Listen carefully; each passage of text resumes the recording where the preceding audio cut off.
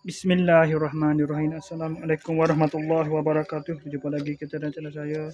Masih yang sama juga, iaitu hari Ahad 23 hari bulan Ogos 2026 Masihi bersamaan dengan 10 Rabiul Awal. Masih lagi 10 Rabiul Awal 1448 Hijrah. Sekarang ini masih dalam pukul 7.14 minit petang. 7.22 maghrib baru berubah sebelah Rabiul Awal. Okey, seperti biasa video daily report kita untuk hari ini. Tadi selepas pada buat video daily report tu, malam tak buat daily report tak. 7.40 pas maya syak baru saya keluar pergi ke kedai Fikri. Lepas tu pada pukul 9.40 saja pukul. Lepas tu seperti biasalah, aktiviti biasa malam, minum-minum malam seperti biasa. Lepas tu internet ke semua tu. Balik pada pukul 12.30 pagi, tidur pada pukul 1.40 pagi, bangun pada pukul 6. Malam awal, tak ingat. Awal balik malam, tak ingat. 11.40 malam balik. Oh ingat balik awal malam. Lepas tu tapi tidur tu agak lewat agak lah, 11.30 pagi. Bangun pada pukul 6.50 pagi, bangun terus mandi semai subuh, makan sarapan. Lepas tu pergi ke kedai Fikri dah pukul 8 minit itu.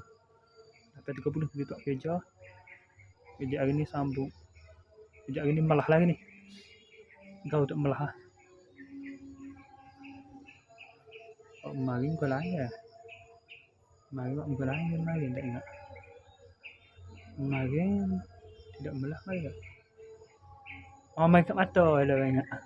Hari ni kau tak melah hari ni. Okey. Balik 3 hari balik dah sambung kerja tu. Kau apa tu? Hari ni tak ada siap lah. Separuh siap ya. Separuh siap lah. 17 dah. Maghrib tu.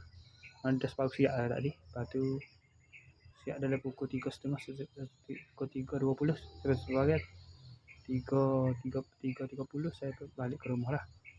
Terus balik je singgah sini. Kita mau duduk dalam 23 minit sapa bagi sapa.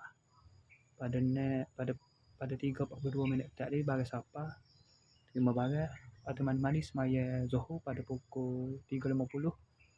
Lepas tu semaya Asar pada pukul 5.30 semaya Asar. Pukul 5.20 semaya Asar. Ada 5.20 pukul 5 semaya Asar ni. Pukul 5 semaya Asar.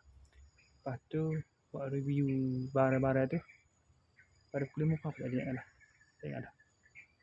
Tadi lah buat review 5 awal tak ingat dah. 5.12 ke apa tak ingat dah.